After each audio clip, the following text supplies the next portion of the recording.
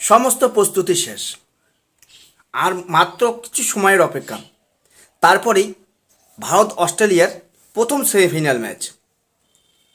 এই ভারত অস্ট্রেলিয়ার প্রথম সেমিফাইনাল ম্যাচে কে জিতবে, ভারত নাকি অস্ট্রেলিয়া?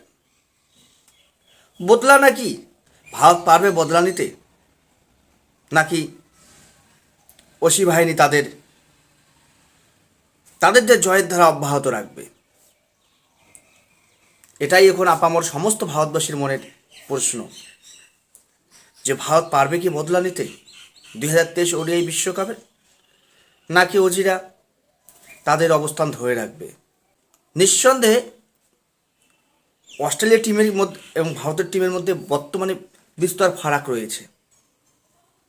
তাদের ব্যাটিং লাইন আপ যথেষ্ট শক্তিশালী, তার সঙ্গে বোলিং লাইন আপও অস্ট্রেলিয়ার সবসময় শক্তিশালী থাকে। কিন্তু এই চ্যাম্পিয়ন্স ট্রফিতে অস্ট্রেলিয়ার বোলিং লাইন আপ ততটা শক্তিশালী নয়, কারণ তাদের প্রথম সারির এক ঝাঁক খেলোয়াড় এই চ্যাম্পিয়ন্স ট্রফি থেকে অনেকেই চোটের কারণে চ্যাম্পিয়ন্স ট্রফি থেকে নাম তুলে নিয়েছে, এবং কেউ ব্যক্তিগত সমস্যার কারণে চ্যাম্পিয়ন্স ট্রফি থেকে নাম তুলে নিয়েছে। সেই দিক থেকে নিঃসন্দেহে অস্ট্রেলিয়ার বোলিং লাইন আপ ভারতের তুলনায় অনেকটা পিছিয়ে। অপরদিকে ভারতেরও বোলিং আপে বিস্তর ফারাক রয়েছে। জসপ্রীত বুমরাহীন ভারত যেন কোথায় একটা মাঝে মাঝে খেই হারিয়ে ফেলছে। যদিও ভারতের স্পিন বিভাগ বর্তমানে যথেষ্ট শক্তিশালী, অলরাউন্ডার রবীন্দ্র জাদেজা এবং হার্দিক পান্ডিয়া দারুণ শক্তি প্রদর্শন করছেন।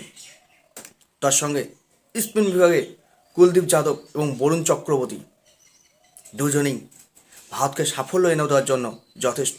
তার সঙ্গে মোহাম্মদ শামি প্রথম ম্যাচে ছন্দে ফিরেছে, কিন্তু দ্বিতীয় এবং তৃতীয় ম্যাচে চিন্তার ভাঁজ ভারতীয় শিবিরে, কারণ মোহাম্মদ শামির সেই ছন্দটা খুঁজে পাওয়া যায়নি। দ্বিতীয় এবং তৃতীয় ম্যাচে মোহাম্মদ শামি একেবারে উইকেটলেস ছিলেন। তাহলে আজ মোহাম্মদ শামি কি ছন্দে ফিরবে? অবশ্যই কমেন্ট বক্সে কমেন্ট করে যাবেন, কারণ এটা ভারতের সুবর্ণ সুযোগ আজ অস্ট্রেলিয়াকে হারিয়ে সেমিফাইনাল থেকে ফাইনালে প্রবেশ করার। দুর্বল অস্ট্রেলিয়া, এই দুর্বল অস্ট্রেলিয়াকে হারিয়ে ভারত কি ফাইনালে যেতে পারবে, নাকি এখানেই ভারতের সমাপ্তি ঘটবে? অবশ্যই কমেন্ট বক্সে কমেন্ট করে যাবেন।